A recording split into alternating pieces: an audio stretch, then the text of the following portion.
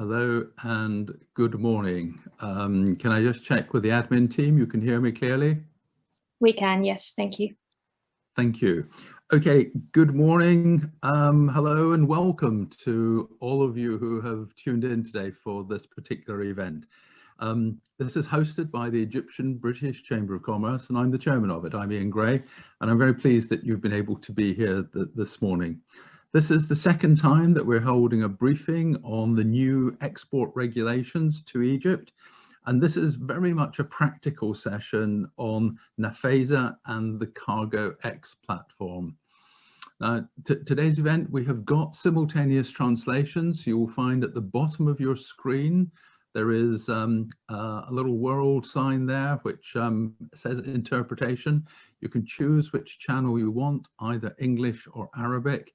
And if you're on off, I suggest, and you want to listen in English, I suggest that you choose the English channel. We're going to have some introductory remarks today. We're then going to get a presentation on the system and how things are meant to work. This is aimed to be at a practical level, and there will be an opportunity for questions and answers as we go through. So in order to do that, if you wouldn't mind using the Q&A button at the bottom of the screen, that's the methodology we're going to use to pick everything up. And the Chamber launched some time ago the Trade Accelerator that you may see some of the logos up on the screen. And the Trade Accelerator is where there can be a good exchange of information between businesses in Egypt and the UK, and even within the UK or within Egypt. Going on.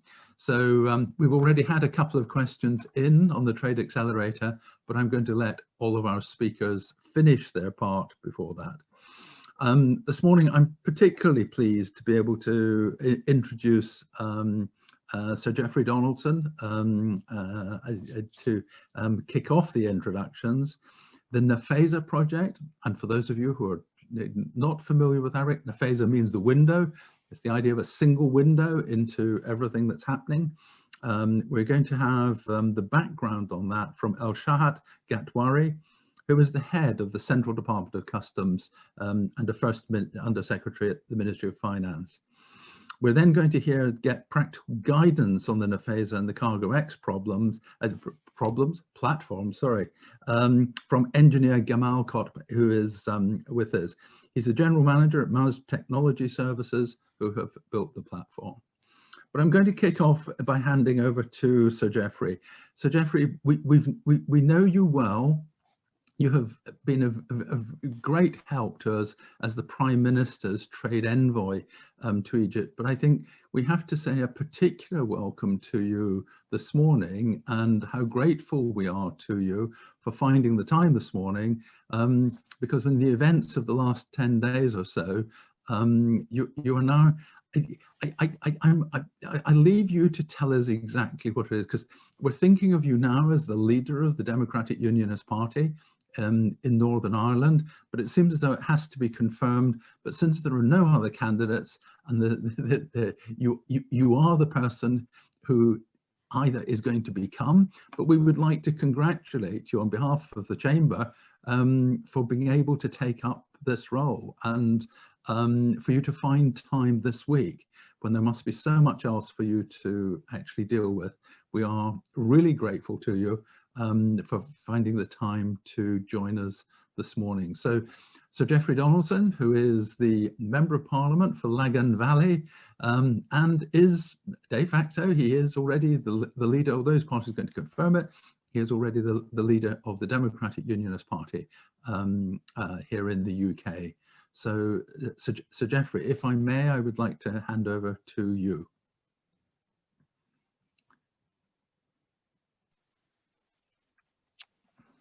Thank you, Ian.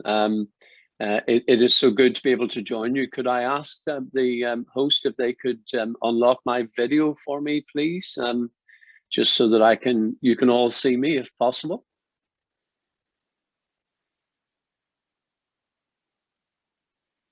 I'm unable to switch my video on. The host will need to disable the function. But Ian, if I may, I'll proceed by audio in the meantime. so that I don't hold the proceedings back. But thank you so much for your generous introduction, and you're welcome to everyone this morning.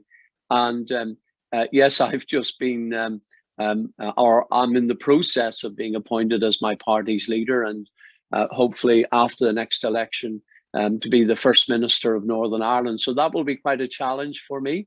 But in the meantime, I remain as the Prime Minister's Trade Envoy to Egypt. I am deeply and passionately committed to this role. I love the work that I do in promoting trade and investment between Egypt and the United Kingdom. So I hope, Ian, that the Egyptian-British Chamber of Commerce will see more of me in the months ahead. And I'm hoping I did a virtual visit. There we are. Hello, everyone. I did a virtual visit to Egypt just this week and had some really useful meetings, including the British Investors Forum in Cairo. I'm really excited about some of the major projects that are going forward now. UK companies investing in Egypt, seeing the opportunities in Egypt. But of course, the trade context has changed since Brexit. We have a new trade agreement with Egypt, which mirrors much of the former trade agreement with the EU. But nevertheless, in the context of that new trading platform, it is particularly welcome that the Chamber of Commerce is providing this opportunity to brief businesses on the export regulations for Egypt, and to hear from some of the experts who will be able to apprise you of those regulations, changes that have taken place.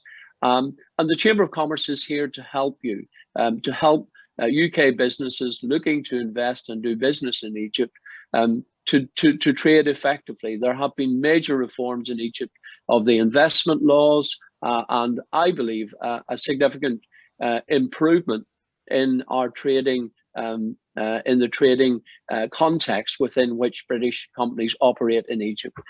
So Ian, I very much welcome this webinar. I want to thank Iman and her team at the Chamber for all the work that they've been doing, even during the pandemic, to keep companies and businesses apprised of the trading position with Egypt. And this webinar is an important part of that. Unfortunately, I can't stay for the whole session because of things that I'm involved in this morning, so you'll forgive me, I can't take part in the Q&A session, but I think you need to hear from the experts now who are going to talk to you about the NAFEZA project and also about CargoX platforms and other aspects of the new export regulations. So thank you, Ian, and thank you for all that you do personally for the Chamber of Commerce in providing that leadership as well, and drawing on your wealth of experience as someone who led one of the major British investors in Egypt. And I wish you well for this morning's webinar. So Jeffrey, thank you so much for that. It is, I mean, our role, as you well know, is in the Chamber, the large companies, and having looked after one of those for some time, the large companies by and large can look after themselves. They have the resources and they have the people and they have the contacts. We see our role in the Chamber as being one to be able to help mid-sized businesses. So I think, you know, as you move through the process and hopefully take a seat at Stormont and become First Minister for Northern Ireland, I hope that we in the Chamber will be able to continue to help you know, many of the companies, because I think part of your passion for dealing with Egypt is it's the opportunity that exists for you've been able to see it, that for some medium-sized UK companies, the opportunity of doing business with Egypt can actually be great for both sides. So I hope we're going to be able to help you, and hope we're going to see continue to see a lot of you despite all of the added pressures that are coming. So you know, particular look, very genuine congratulations again. I think it'll be good for your party. I think it's certainly good for the UK, and we look forward to seeing you in the role. So thank you for finding the time this morning. So if I may, I will move us on. what we wanted to do next was actually get an introduction to the overall NAFEZA project in itself. And the NAFEZA project it's a big, bold step forward in my eyes. In Egypt, I can remember when I was working in Egypt, the country moved from being a cash society straight through to basically electronic money transfer. You know, the fintech world developed very rapidly in Egypt, and it skipped a phase that we went through, in particular in the UK or in Western Europe generally, of dealing with checkbooks and everything else. So, you know, in much the same way, we see Egypt now making bold steps forward in the way of handling some of the documentation, etc. Now we'll pick up with the Q&A some things, because we no doubt, although one may want to launch a new program, there will no doubt be some teething problems in the beginning. But I actually want to turn to you, if I may, Engineer Gamal Kot, to talk to us a bit. And I'm afraid what we're going to have to do is kick off with you and then take a short interruption when is it His Excellency? I don't think so, but Mr. Al-Shahat Gatwari turns up. He is with the Minister. He's been held up. Otherwise, he would have already been with us this morning. So, Gamal, would you be able to kick off with your presentation, accepting that I'm afraid we're probably going to take an interruption at some point to step back and do the overview of the NAFEZA project? Sure thing. Thank you, Ian. Good morning, sir, Mr. Jeffrey, ladies and gentlemen.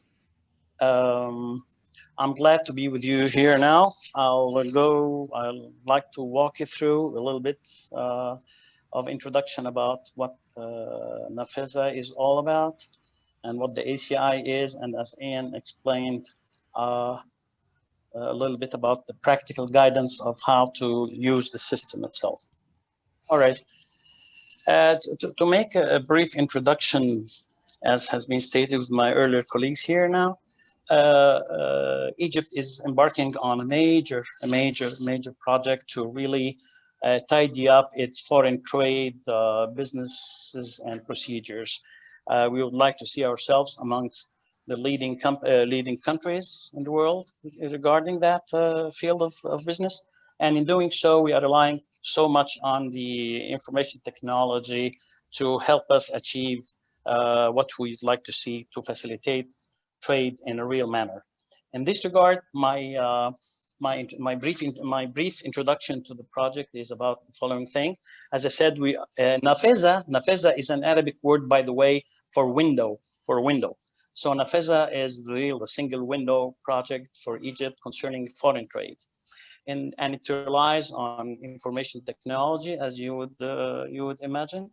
This slide that I'll walk through for a few seconds is about the platform itself, upon which all the stakeholders are connected when it comes to cargo clearance, particularly in my discussion today about importation, since Egypt is mainly an importing country. We rely on a platform that is secured with a disaster recovery site.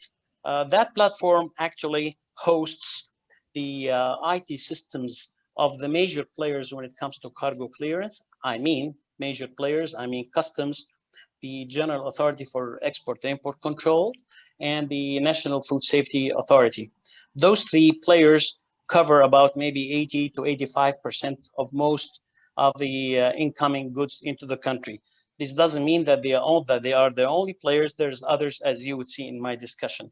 So on the platform, the three players, the IT systems of the three players are all hosted on that platform, and all the three of them run on an enterprise database.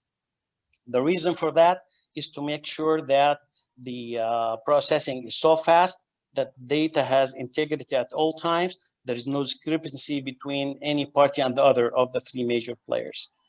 That being said, Egypt would need to complement this coverage and integration with the stakeholders with a standard integration layer, which is shown here as my mouse is hovering on the third-party integration system. Now, this platform is connected to the outside world in Egypt here via that layer. In this regard, we connect to the banks when it comes to payment. We connect to the decision-making centers to provide them with all the trade data that will be stored and actually result on the system. We integrate with port authorities and a lot of other parties. At the same time, there are parties who actually play a role in clearing the goods, but not in all cases. Yet some of them do not have automation procedures or have actually special systems that they wouldn't share with others when it comes, for example, to national security systems and stuff. For this case, for such cases, we have developed third-party interface so that the NAFEZA system can reach those parties at their desks and offices without the need of the trader to go with paperwork and spend time and money to reach their offices to obtain their clearance from their end. So we have interface applications to provide such services. That platform is connected to all the sites whereby cargo comes in or goes out of the country. The system, that being said, this is a system, this is an IT, this is a network, this is okay. It's something that is not seen to the individual importer or exporter. So people have two ways of communicating with the NAFEZA system, either through what we call here logistics centers, and we have a lot of them all over the country, especially in the vicinity of most of the ports. However, logistics centers could be found outside the perimeter and the premise of the port. We have something in, let's say, for example, in Halya, in Heliopolis, in Cairo, a VIP center, so people don't have to go to the airport or to the seaport to get their transactions processed. Or equally, traders can really interact with that platform virtually using the e-portal of NAFEZA. All right. So if you are a trader, an Egyptian trader, importer, or a broker or a shipping agent here, you can actually interact with the NAFEZA system through either of the two options you have. Now, we started with the logistics centers because actually the readiness, the level of readiness in the trade community was not up to the level to allow or to limit such access to the system via the portal. So that's why this is why the centers are established. However, with the implementation of the ECI over the next few months and stuff like that, actually all the interaction will be virtual over the portal, and we will see to this in the details of this. And of course, what I'm showing here is that the security-related agencies, the guys who do, and it says screening and profiling on the incoming or outgoing shipments, can take a look as things go by to be able to help mitigate any potential risks that may harm the country. In this regard, we are driven by standards that are actually, I wouldn't say dictated, are actually mentioned and specified by the United Nations SCAP. All right. And in this regard, there are nine major, I would say, aspects of the system that we are embarking on deploying. We have a clerk electronic payment, a single point of entry. Certainly, we are moving towards a paperless environment. You will see that for yourselves. A single submission in the sense that you would submit your papers one time only. You submit your original documents one time. You don't make copies. You are not asked to make any copy to anybody. You provide that, and that's it to you. There is analytical capability because you believe anything that you cannot measure, you cannot control. How can I improve if I don't? How can I control my weight if I cannot? If I don't know how heavy I am? You use standardized documents and data, relying on the standards specified by the WCO in this regard. We share information in the sense that all the stakeholders involved in the cargo clearance process share that information. By this, we mean that there is no time lost, there is no data lost, there is no ambiguities. People feel things are faster without the need to go any further. We are actually now in the process of implementing a centralized risk management system. So if you are an importer and you are, let's say, a whitelist, you are an authorized economic operator or anything of that regard, most probably you would be subject to actually just-in-time clearance to a high degree and extent and percentage of your shipments, owing to the level of clarity and completeness of documents and stuff like that. And last thing here, coordination between stakeholders. The cargo clearance process involves so many parties, and you would be surprised that many of them actually, in a sense, undertake the same type of steps, all on the same shipment. I say, what is your name, address, this and that, and then I put one or two pieces of information to let things go from my department. When you go to other department, he asks you the same question. What is your name, age, and address, and so on, and he puts another tick or another piece of information on the same transaction from his perspective. You can extend that to the different parties involved in the risk in the cargo clearance itself. So, and in doing so, there's something that is repeated. There's something that needs to be unified, and in that regard, you will see how we do that. And when it comes to coordination between stakeholders, that is very well taken care of. That platform that I'm talking about is connected to all the seaports, airports, land ports, free zones, and bonded warehouses and stuff like that. At the moment, as I speak to you, we are covering about 85 to 90% of the importation trade in Egypt. That being said, I mean, we cover the main ports that take the biggest stake in that, and we are continuing. So soon we'll be in the free zones. We are embarking on one of the two biggest free zones in Egypt. We are closing on all the seaports that are remaining on the Red Sea, like Safaga and Nueva, but all the others are all covered. All right. So to you, if you are a trader, you would look into Egypt as if it was one big port that is extending from the borders in Libya all the way south to Aswan on the borders of Sudan, or to further to the east when it comes to the Red Sea. It doesn't matter to you where your cargo is. You can lodge your declarations, follow up on them from your place remotely online without being physically in place. You might need to be there, of course, if it comes to inspection. Now, that being said, NAFEZA is primarily concerned about the processing of cargo as it arrives to the Egyptian port. So from what I said, and you may have maybe grasped, the system, the NAFEZA system, actually allows the workflow and the process under the different scenarios and the customs regimes to take place seamlessly and actually in a fast and accurate manner. Okay, so the integration with all the parties, as I said, is very well actually manifested in such case. That being said, that was not the end of the story. It was just the foundation.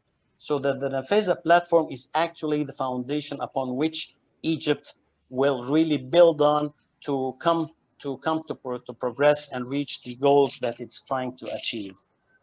Okay, in this regard, the ACI, the Advanced Cargo Information System, comes as an additional component that needed NAFEZA to be there to begin with in order for it to come. The ACI, Advanced Cargo Information System, works in an integral manner with NAFEZA. What does it do, that ACI? It's basically takes care of really receiving and processing data about the imported goods prior to the goods arrival or the shipment arrivals to Egyptian ports. So until the vessel comes with your cargo or on the airplane or whatever, we meaning the government authorities engaged or associated with your shipment, can do a lot before the shipment arrives. They can look into the documents, they can assess the risks, they can decide which cargo needs to be inspected or not to be inspected at all. They can decide whether you need to collect samples. They can ask you to pay your duties and fees based on what you declared, so that if you were really clear and complete when the goods arrived, you would receive your shipment upon arrival right away. Okay, the ACI has three basic objectives. Number one, because the data will be available to authorities here in Egypt prior to being loaded from the port of export, then the designated authorities would have the opportunity to take a look and mitigate any potential risks. They can even help the exporter not to ship something that is undesired or that is prohibited in Egypt unknowingly. So by looking into basic information about the transaction, they can really either say, okay, no problem. In this stage, by the way, problem or no problem does not have anything to do with a quantity of or a value or anything of such details. They would like to know what is coming really in order to say, it looks fine, okay, no problem. Second objective of the ACI system is to establish governance. We would like to see that all incoming trade treated equally, fairly, accurately, clearly, without exceptions, unless by law. It doesn't have to have any intervention or a minimum intervention from the human being as much as possible in order to provide fair treatment to everybody. Last thing, the objectives of the ACI system is to facilitate trade to you, dear importers and exporters who may have some presence here to just listen to what we are talking about. We would like to facilitate your lives by reducing the steps, by cutting time, by reducing the overheads and expenditures and the expenses you really undertake in order to get your goods out of the port. All right, how are you going to do this? The diagram on the right is schematic. It tells you something. This platform, now you know all about, which actually logically connects to all the parties concerned. And it is actually the same gateway through which the importer will lodge the information or receive the result. So NAFEZA is involved with the local requirements in Egypt. How do we reach with the foreign stakeholders, the foreign parties involved in the transaction? I mean the exporter, and as you will see later, the shipper himself. In this regard, we don't see them. I don't see yourselves in the UK or anybody. It may be a virtual company, but I think it is a company. It looks like it is a normal, ordinary company and so forth. Okay, why do we need to really link ourselves with the outside world directly? Okay, to help the Egyptian importer here and to help the government, the government decided that it would like to obtain the documents from the source, direct from the source. The government doesn't, customs or the other parties would not wish to receive documents as second-hand recipients. So the document maybe or third or fourth-hand documents would go from the exporter to his bank abroad, and then from that bank to the Egyptian bank, and then from the Egyptian bank to the importer, and then from the importer to customs. This is a long journey. It took me a few seconds to reach its end. That is why we decided in the ACI system in Egypt that we can receive documents straight from the exporter, since he is the one who actually has the responsibility of compiling them and sending them to his bank. And we can receive such documents, if we can, electronically, speedily, securely. And in this regard, to achieve such a business objective, we rely on the blockchain as a foundation to provide us with the actually speed, accuracy, integrity of data, and we are sure of the sender and the recipient here. In this regard, I'd like to mention something. NAFEZA is it is a single window, so it's the only point of entry of the data that will come from our foreign exporters, and anything that comes here that goes into that government cloud NAFEZA will be actually reflected by notifying the importer with so many channels, on an SMS, or by an email, by something like WhatsApp, Kaizala, so that he knows that he had received documents, so that the process can be faster.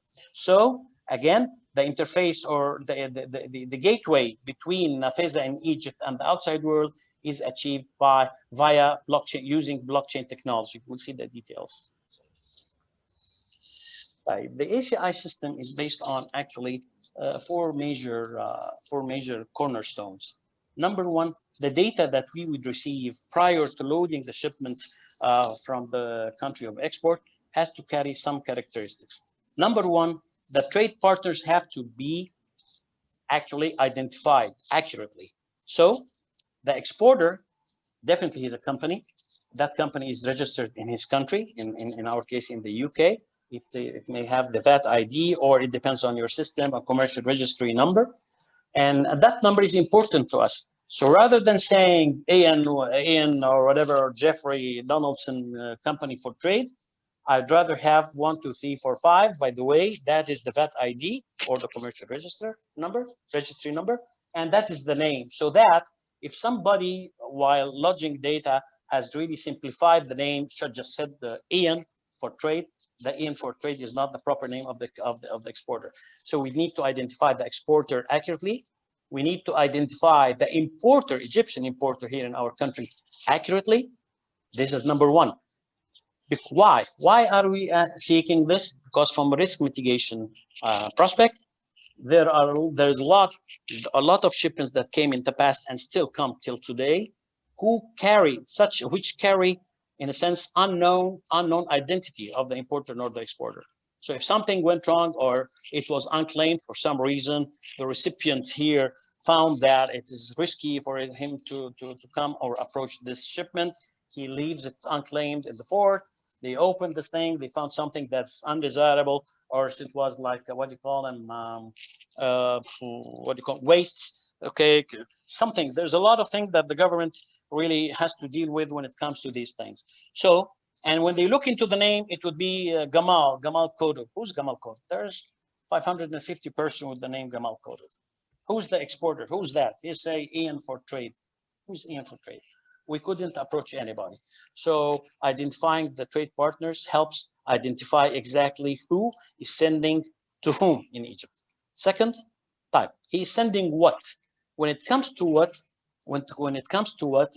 people, we here in customs up to this moment, we generally identify things by their HS code, which is the international classification mechanism for identifying goods. So rather than saying pen or mobile phone, I say, let's say 56/10/1/4.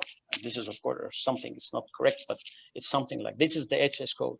Now you could be, when it comes to importing a phone, you could be actually have a lot of models. Some of them are advanced, are 5G, some of them may have even satellite connectivity, some of them are very simple and stuff like that. So rather than going into speculations and going into the valuation related issues, we would like the invoices that would come would be detailed at the commodity, the item level that is coming, which is actually normally, typically, the invoice you would expect when buying anything, even from a grocery store. It tells you what you actually are. It doesn't tell you you are buying juice. It'll say strawberry juice, orange juice, mango juice. This is really what we want to say. And in this regard, we cater for the either standard, international standard GS1 or the part number from the exporter himself. Okay, now documents that will be treated in the ESI have to be sent via the blockchain, all right? And when it comes now, the documents come and reach Egypt here. The Egyptian importer, who is the legal party in front of the Egyptian government concerning his shipment, has to endorse such electronic data using the digital signature, or between brackets, e-tokens. So things that will come from abroad via the blockchain that will reach the importer at his desktop at home on the portal of NAFEZA, he can review each and every document and say, I do approve, this is mine, this is complete, this is accurate, it reflects my shipment, and I do accept. So he stamps it with his digital signature so that the government authorities and agencies can proceed without asking for any paper.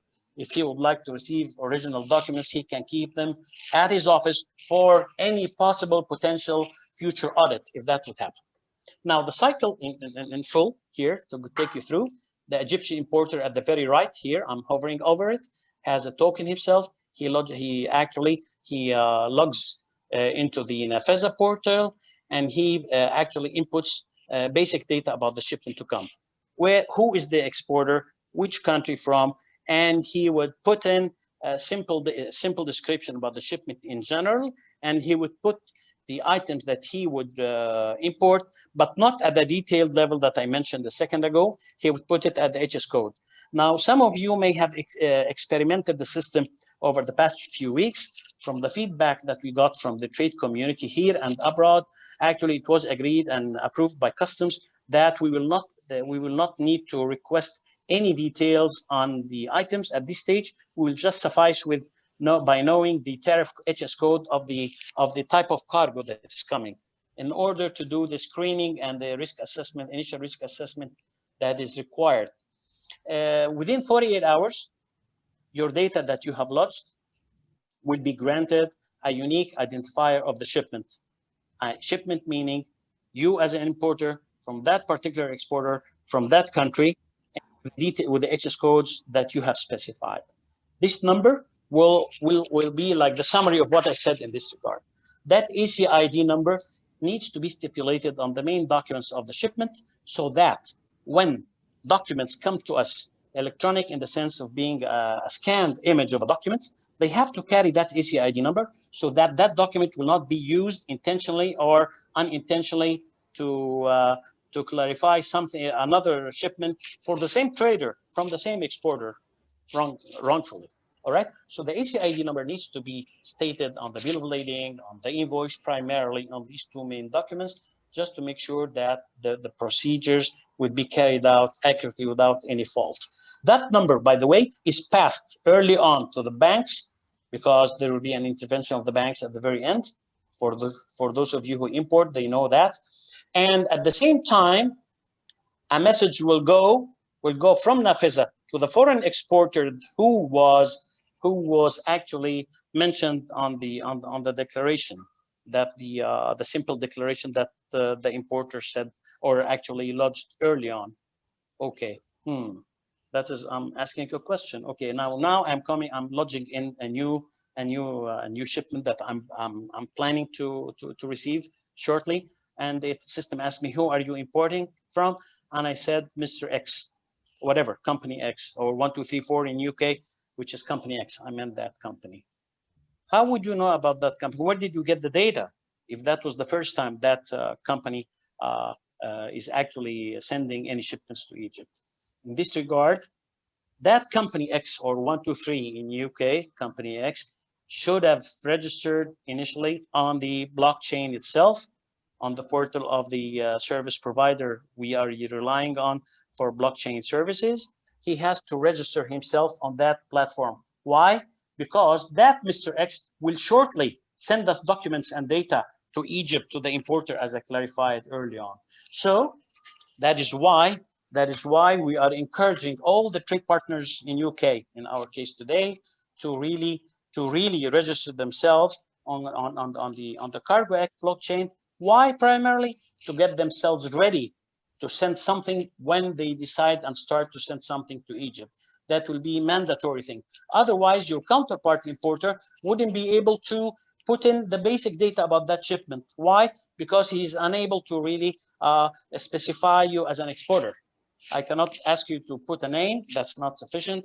I need the ID number, the VAT number or CR number. And then because of you have registered on CargoX abroad, actually, we pull that data from them so that you are recognized to us. We trust you, we trust CargoX, and then the cycle is more intact. So again, the message will go from here to the email that came along with the identification credential data about you as an exporter on CargoX. A message will come to you. You will receive a message by email. Of course, the importer can call you to actually confirm that that same information. All right. Now you as an exporter, you do the manufacturing, you prepare yourself, you call your freight forwarder, you do booking and stuff. Yeah, the shipment is getting ready. All right. When the ship comes, when the container is about to leave the port of export, one thing will be required from the carrier himself before you send anything to us here.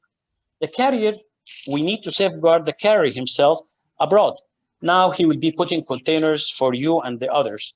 We need, just before him loading that container on the vessel, to double check with Egypt to say, Egypt, Miss Egypt, NAFEZA, I have a container for a shipment number, ACID number 123456778.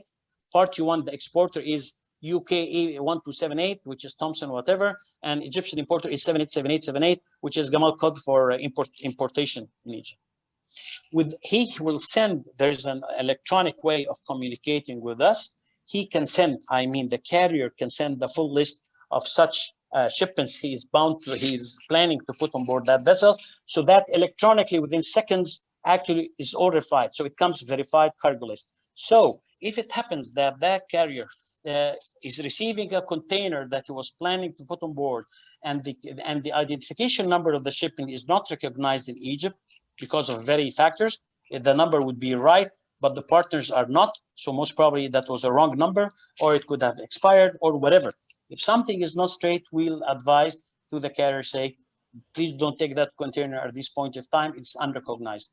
That is to prevent the carrier to come reach to us here in Egypt with a shipment that we will not recognize, and hence we will not receive, and it will have to leave again or be re-exported again. So that he does that just before loading the containers on the vessel. It's a process, it's a typical process that will take care with every trip, every journey. Now, when the vessel departs, actually we all know that all the final documents are actually produced. Whether the packing list, the invoices, the bill of lading, everything is all set based on the reality that came on board of the vessel. At this point in time, the foreign exporter, using his credentials on CargoX, will take those documents, uploads them to send them to NAFEZA in order to reach instantaneously the importer for verification and authorization. In this case, when that happens, the importer accepts everything. He would request, the importer by himself would willingly say, please proceed with customs on the system. So the documents that were electronically received and co-signed by him, along with the other pieces of data that is required from him, will be available to customs. Customs receives that data electronically. So the officer at his desktop would receive something like an email, and he recognizes this transaction. We call it registry number 46. For that, after this step takes place, all the, what you call them, the OGAs, the other government authorities involved, will be aware of the data and documents. They will see them, they will see such data and documents on their desktops at the same time. Not only customs, but also the GOIC, the NFSA, and actually we have something called the others. Let's make things simple, so that they can start doing the document review, the screening, and what I mentioned earlier. All right. How did the system, you would wonder, how would the system at this stage, when the officer received some data and documents about the shipment whose documents have been completed and ready for early processing, how would it know that it involves these authorities or agencies in my drawing here? There could be more, of course. This is because all the importation rules, laws, and regulations are programmed within the customs system. So when I look into the declaration with the HS code from UK, HS code number 123 for as spare parts for a factory or whatever, it knows, okay, that calls for GOIC. It doesn't call for anybody else, or it calls for customs only. So based on the automatic resolution and understanding of the context of the shipment, actually those agencies will be notified. As I said earlier, they will do their job, do all that they can do.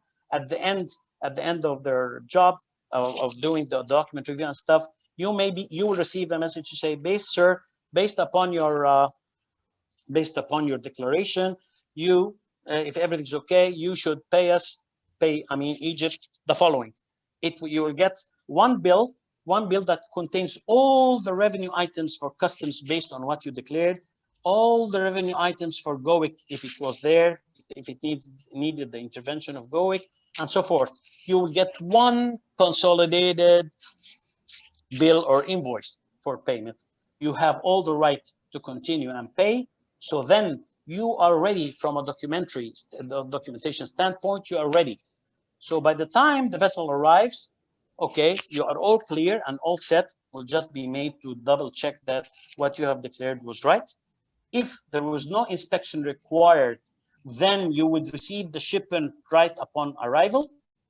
Otherwise, you need the inspection, and to get the final step, if you do inspection, then you get the final step to do the revision and then issue the clearance form for you.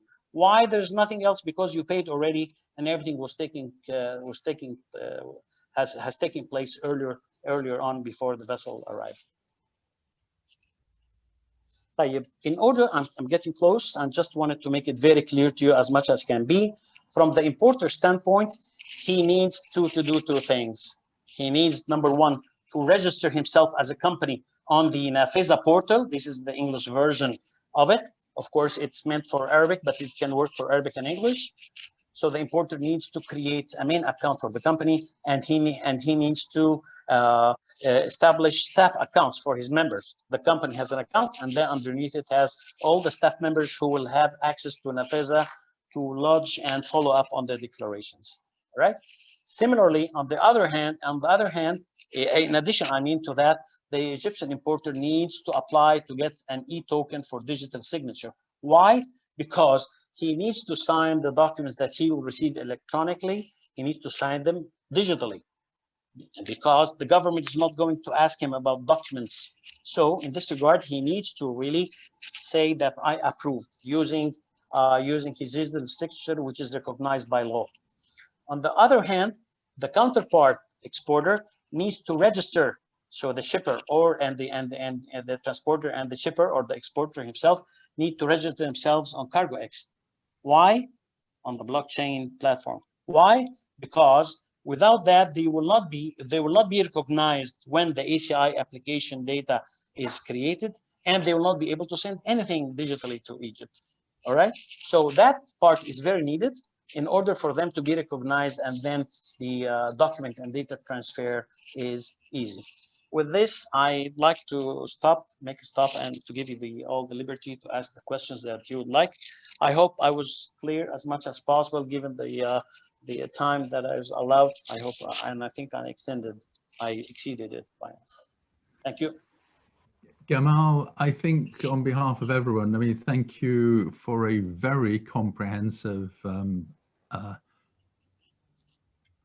It looks as though you're talking. We've lost you. Are you still there, Gamal? Yes, I'm there. I'm there. I'm trying to. Hello, do you hear me? Yes. Okay. No, that's good. Yeah. I can hear you. That's good. Okay. Thank you. Look, yes, I do want to thank you. We've had some questions coming in, but also Mr. Shahat Gatwari has also been able to join us.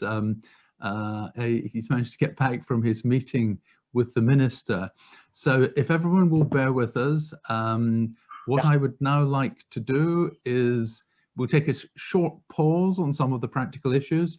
We're going to come back to companies for the Q&A, because it's actually the implementation and how this works that is so important. But if I may, I'd now like to turn to Mr. Shahat Gatwari, who is the head of the Central Department of Customs, and as the first Undersecretary at the Ministry of Finance and heading the Customs Authority, we are honoured and very grateful to you for finding the time today to come and talk to us. There is no one better placed to give us an overview of this. So, Mr. Gatwari, I understand that you're going to be able to give us an overview of NAFEZA and the principles, and perhaps some headlines. Is that okay? May I turn to you now? For those wanting to listen to this, remember there's interpretation at the bottom. You can choose the English channel. Mr. Gatwari is going to talk to us in Arabic.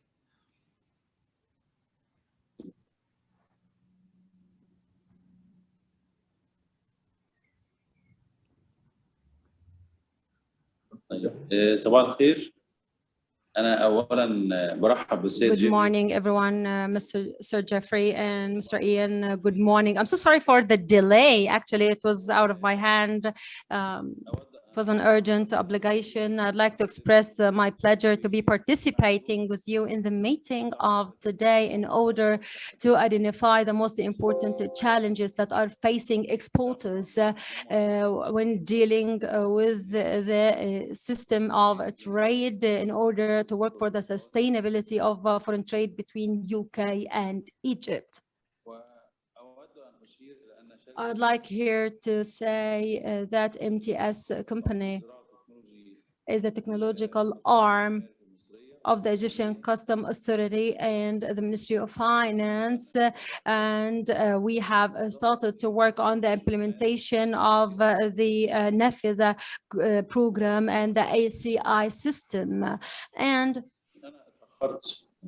because I had been delayed, I was not there from the very beginning, and again I do apologize for that. I will not repeat what has been already said by Engineer Gamal Kutb, but now I'd like to say that we are ready to receive your questions and to respond accordingly in relation to the ACI system in the current time. And also I'd like to add that the ACI system had the mandatory date, which was the July 1st, has been postponed. It would be October 1st, not July 1st. So now we have much more time for piloting it until the 30th of September in order to be much more trained, whether exporters or importers or the staff who are working on the system, to be much more effective by having a hands-on experience. But pay attention to this, everyone, because we will not be able to postpone it again, because the Egyptian government is really determined to move forward with this, because it is of paramount importance for Egypt, and it pours into the best interest in the acceleration of the clearance and release of cargoes and shipments in order to reduce time and money for clearance and release, and also to accelerate and encourage the investment in Egypt and facilitate intra-trade between UK and Egypt, along with trade with other countries.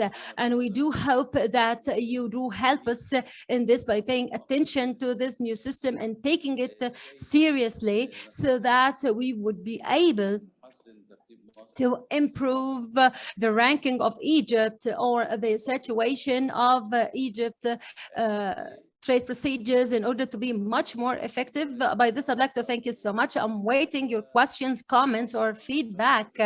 Actually, it has been mentioned in press about His Excellency, the Minister of Finance would issue a decree, and we will be circulating it to everyone, not to have any stopping of the shipments shipped to Egypt, because, as we said, it is postponed from July 1st to October 1st. By this, I'd like to say thank you.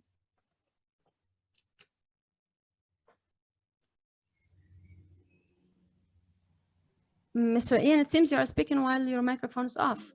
It's muted, I guess. Fine. Thank you for that. Ms. Gatwari, thank you very much indeed for that and finding the time to join us today. I am Ian Gray. I am chairman of the Egyptian British Chamber of Commerce, and we are hosting this event. So I can assure you that we as the chamber are taking this very seriously, which is why we have a large number of people tuned in today to hear all the information. We have some questions which have been coming up. One question sent in advance is that our registration system in the UK is different from Egypt, but we do have company registration numbers which are issued by Companies House. So we would assume that this would be the registration number that would be used when entering onto this system.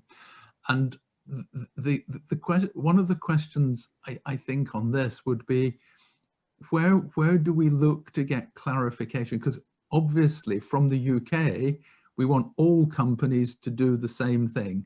We want them to use the same registration number.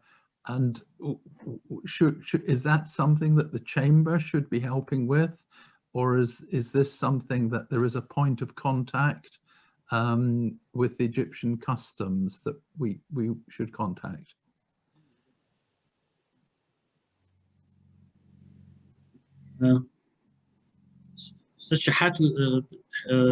شكرا جزيلا لسيادتك. Thank you so much. Mr. Qutb is asking Mr. Shahat if who will be having the floor. Mr. Gamal will be continue answering, and then I may add, I will say it, and then you can continue, Gamal. Thank you so much, Mr. Gary. Yes, to relatively to some extent, our situation it is EU is different in its registration from Egypt. We have what we call the tax number or tax ID of the person, but actually this is not the number that would be used on the documents.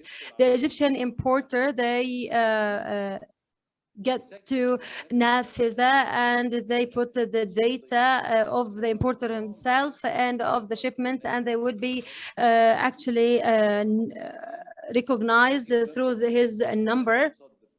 And at the same time, the exporter data, in this case, the exporter from the UK, for example, the registration number here would be used, also the type of the shipment and the different data.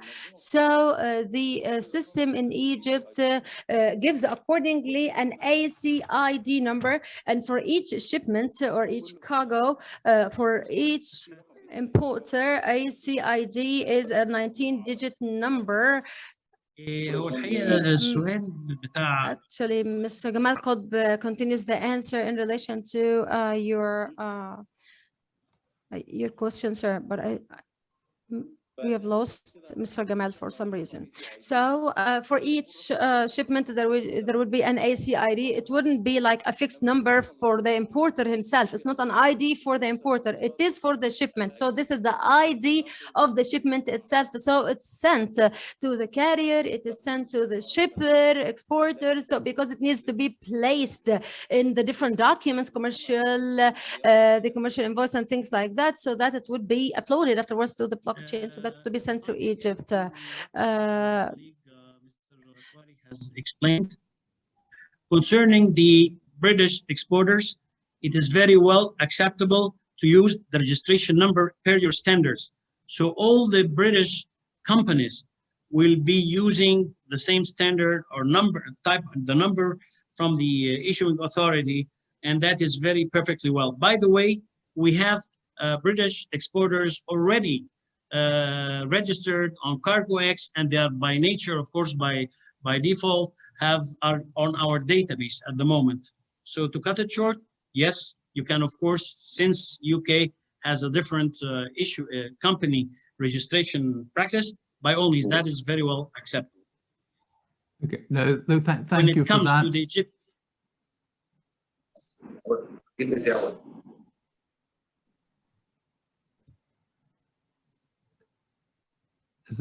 طيب هو لو حضراتكم بتسألوا على المصدر. Well, if you are asking about the UK exporter, about the number, it is the registration number in the exporter's country of origin. So it's not anything that's generated from Egypt. So see what is the number that is applicable, or that's like the standard registration number of the exporter. This is the number that you will be using in order to get to the blockchain CargoX. Okay, look, thank you for that. But it's one of those small practical questions where we shall certainly be able to advise the companies to use their registration at Companies House. And as a company called Peter's Commodities have sent in the question on that. Now we've got. I mean, may I say, it is very impressive leap, because the move from where Egypt has been to going on to a system like this is quite amazing, and it's most impressive. And will the new date, will it still just be seaports, or will it also start to include air freight?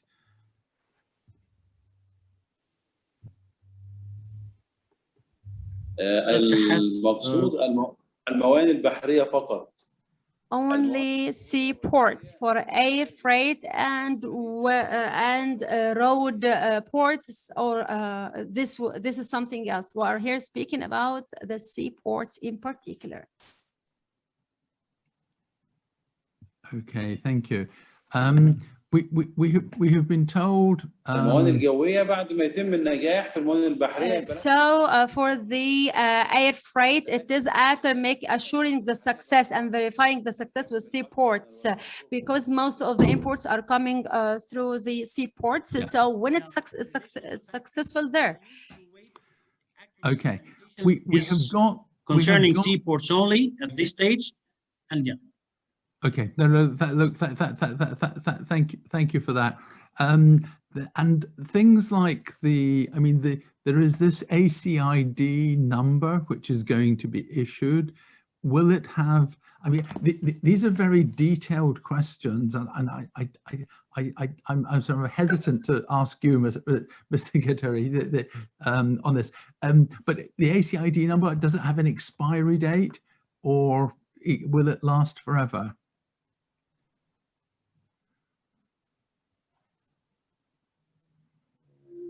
بالنسبة لرقم ACID. Would you like me to take this? Mr. Kutba wants to take the floor.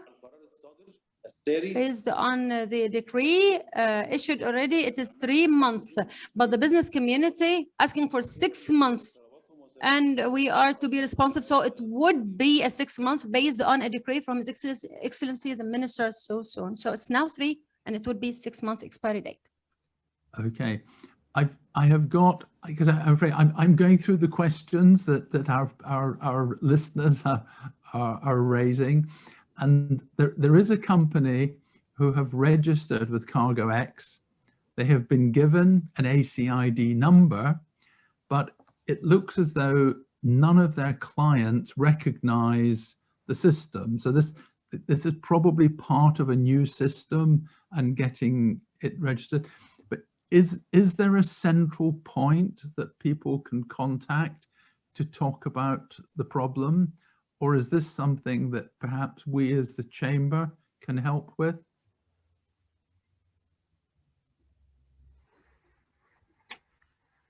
Sure thing, Ian. We have actually 2 support, if I may call them centers. If the issue in question relates to the registration and submission of documents over the blockchain, then there is an email for CargoX through which they allow for chatting and email and everything else. If the question in place relates to the Egyptian importer here in Egypt, he did not receive the documents, for example, he has a problem with whatever, then there is an MTS support and customs. There is an email and there is a call center through which he can really connect to ask the question and get them answered. So it depends exactly what the issue is to have the right party answer it. Okay. From what you have stated. Yes, please continue. Please go ahead. No, I was going to say. From what you stated, it's not clear to me.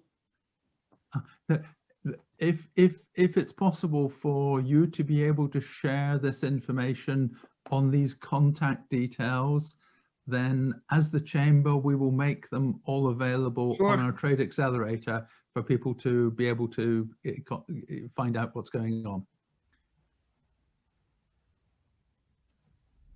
Absolutely, I'll do that right after the meeting. You'll receive an email in reply to your kind invitation.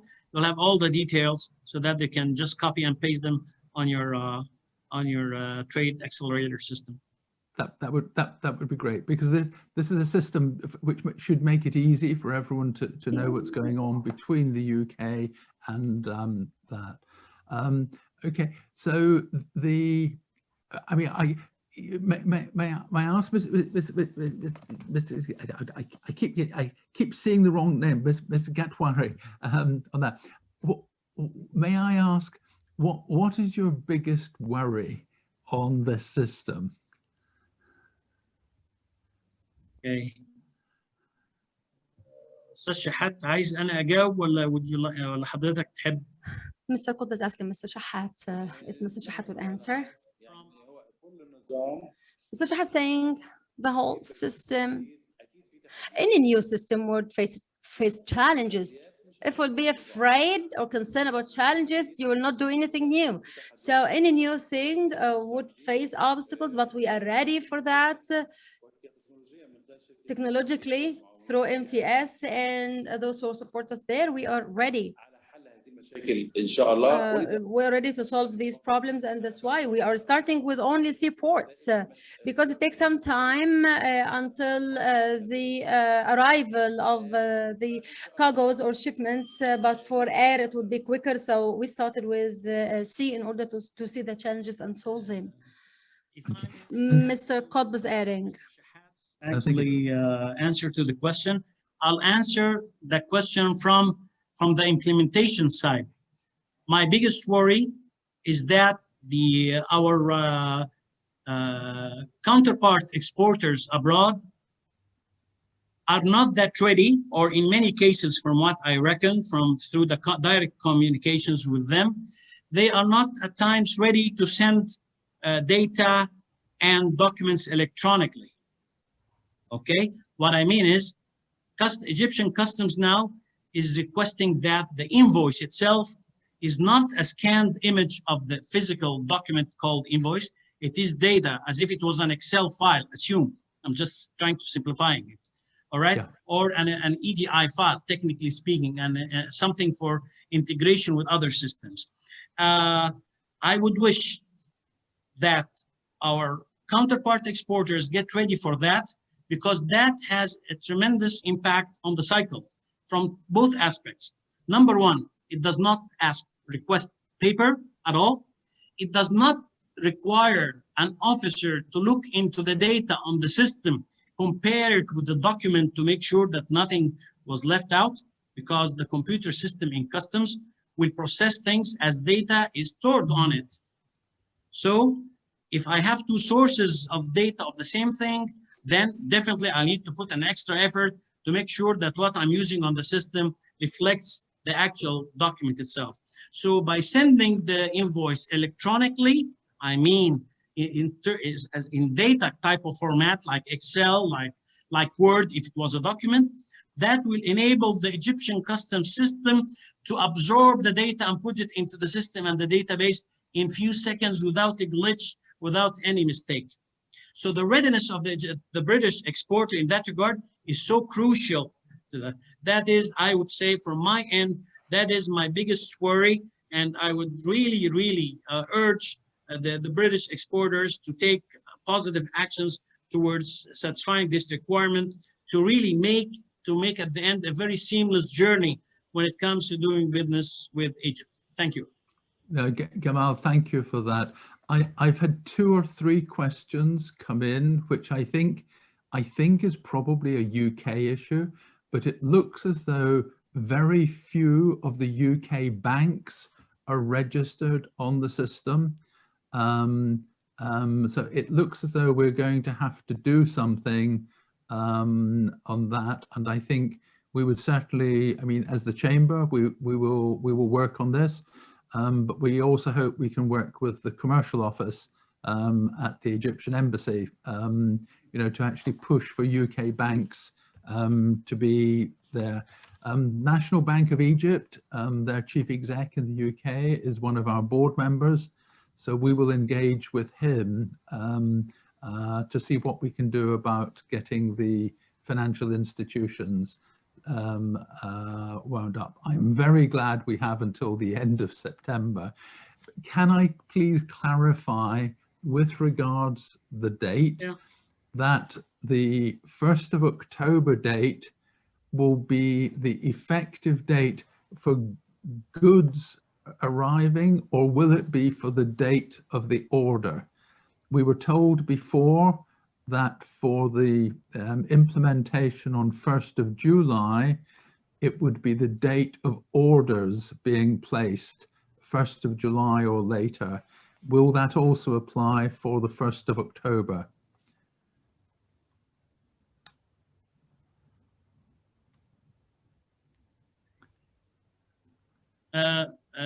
Okay, let me answer this question. The 1st of October is the date of cargo loading and departure from the port, the country of export. Any shipment that will be leaving on that date from the UK ports, each shipment has to have the ACID, I mean the identification number of that shipment on it. So the beginning of October, okay, suppose it takes a week, assume it takes a week for vessels coming from UK to Egyptian ports, right? So actually the first shipment I would expect to have the ACID details on it would be on the 7th of October. Why? Okay. Because that shipment was shipped on the 1st of October, not before that. So anything before that will be as usual. Okay. Gamal, that is very clear. My concern was that if it was going to be arrival on the 1st of October, then that means people having everything up and running. Probably it's not just 1 week. I think it's more like 2 weeks for shipping time. I've got a very small question which has come up, which is, do you have to pay for e-tokens? I mean, is there a price for e-tokens for everyone? Okay, e-tokens are an e-token is a requirement for the Egyptian importer to obtain. Again, not for the foreign exporter. Okay. The Egyptian importer has to obtain a digital token. Why? Yes, because he has to co-sign on the documents, and it costs. Of course, it's not for MTS. There are two, and actually 2 more companies who were added who are licensed to issue e-tokens. The e-token processing itself is regulated by an authority underneath the Ministry of Communications in Egypt. All right. So because when you put in the device, the e-token onto your computer, the system will know exactly that it was Ian. It's like the credit card. All right. And that is why it is extremely important for people not to give their tokens to anybody else, because all transactions will be logged onto the system under the name holder of that e-token, and that is legally binding. That is why, because we are receiving electronic documents that are signed by the importer, we didn't say his relative, his wife, or nobody. The authorized party that is named on the declaration needs to co-sign on the document, so that customs and all the agencies, including the banks, not including letters of credit, in the ordinary cases, they can accept that document and proceed as if it were an original document. And that token, I think for the trade community, costs about something around I don't know, maybe 900 pounds, 800 or 1,000 pounds, something in the vicinity between 800 and 1,000 for one token. Right, and tokens are for individuals, so every individual in the company has to have one. Okay, it seems to me this having worked in Egypt, this feels to me like the company stamp that you had to keep very safe, and the e-token becomes almost like that, one for each person. I understand that. Look, I'm very conscious that we're running out of time, so I've got one last question, which is I'm going to pick up, where it's from a small business that's dealing with Egypt, where they have individual items, and it's a combination of things. Sometimes it's coaster vessels that come along rather than sending containers, and it appears also that the tokens, the system for tokens appears to be selling in bundles of tokens rather than one to. But I think I'm understanding from you on this one that the UK exporter does not need to worry about the tokens. That will come, that will be dealt with by the importer. Correct. And will people be able to use paper documentation if they're using small coaster vessels coming along, or will one be going 100% onto this system?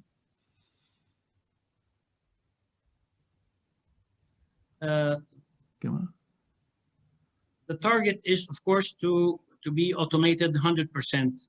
Yeah. Okay. I'd like to highlight a few things from what you said, Ian, if you would allow me that. Number one, Please. the paperwork journey of documents, regardless you are sending something small or big, it's a long journey from a bank to attest things and review them and send them by courier to an Egyptian bank who would take time to look into the documents and then call you as an importer to approve, to send you the money abroad and then give you the documents in change. That is all reduced into one step by the fact that you as an exporter would send things electronically. I would receive them as an importer and say, and with the push of a button on the computer, every single document you sent, I looked at, I am happy with it, and I said, I do approve that. The word approve is by pushing a button while you are putting your token, so that that document that you approved has the credentials of you as a cosigner on it, so that when it reaches customs or GOIC or a National Food Safety Authority or the bank, it is a legal and binding document. You cannot deny it as an importer to say, no, it was not me. It's not my document. Sorry, sir, you signed it. That's how we proceeded. We didn't ask for anything else. All right? So that is the important. Again, the token is for the Egyptian importer only. Now, the exporter, when he actually registered on CargoX, he has the opportunity to obtain a soft token, like a one-time password or anything of the sort, to help him identify himself clearly and appropriately. We don't want to get our British exporters in the middle of something. He said, I'm not the one who sent this information. I am not aware of this or that. So again, tokens, whether being hard, like in our case, or soft on CargoX, they serve the same purpose to identify the identity of the sender or receiver. Okay. But for exporters, that's unnecessary. It will be soft token, and he will be happy. It's nothing. Okay. I think we're all going to have to work together, and I think if I go back to Mr. Gatwari's comment, the extended period of the pilot, I think, is going to be important. And certainly, if I may say to all of the UK companies on today, the Chamber will be very happy to collect any challenges, and so that we will deal with you and share the information in the hope of getting systems working as well as possible before we get to the 1st of October.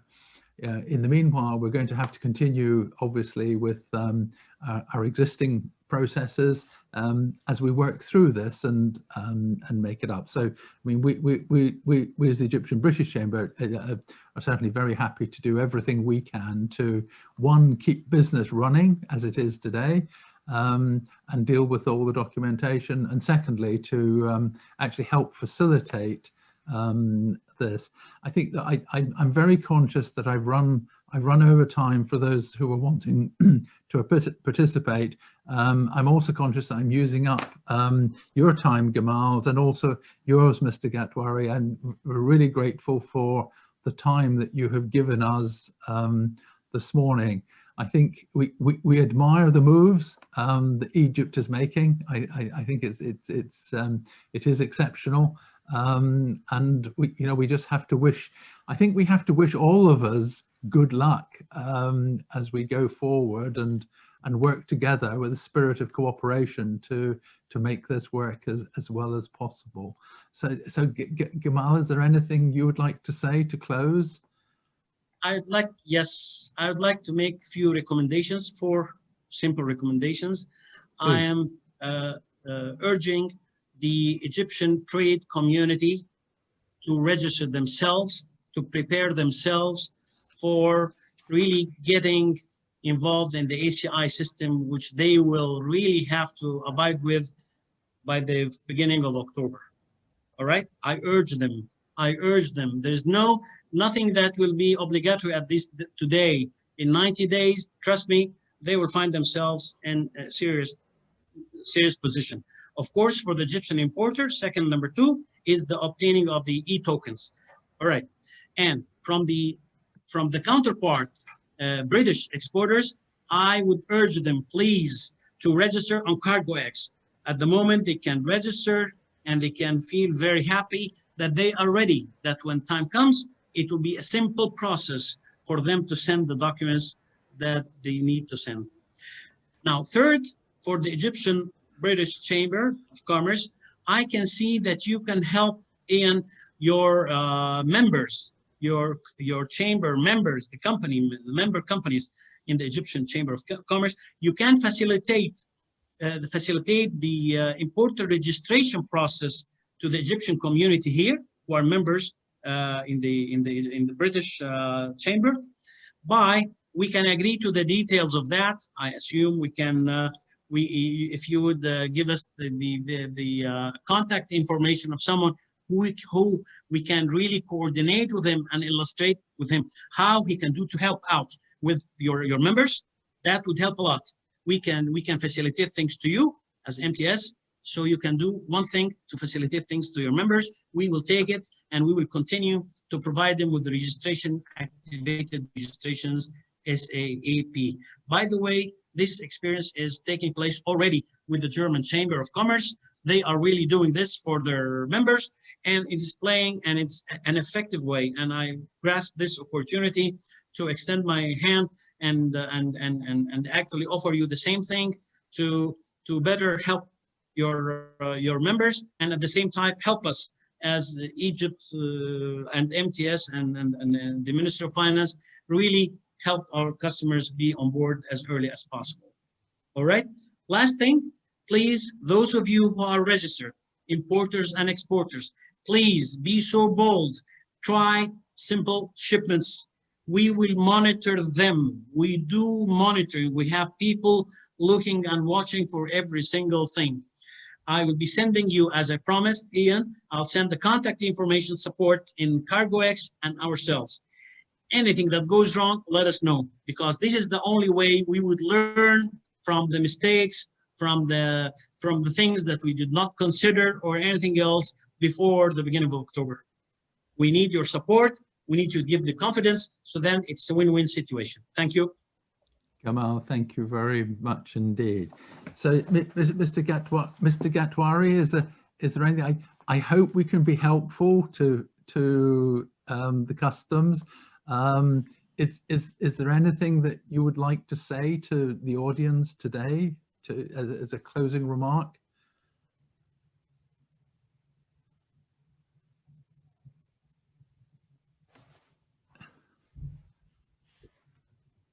I think you It is muted so far. Ian, I'm afraid I lost your voice for the last couple of seconds. Such a hat, I don't hear him either. that's better. Mr. Gamal, yes. Thank you so much, sir, Mr. Ian. Thank you so much for your support. Thank you so much for your interest. Thank you for your promise or your word that you would be helping us. Thank you for being ready to help us. However, I'd like to give a quick comment in relation to what has been said by Engineer Gamal in relation to the scanned documents and the issue of having original, readable, digitally readable documents, because we want to have like a readable digital document to be enough for us in ACI. We do not want to ask afterwards for documents or papers to be there.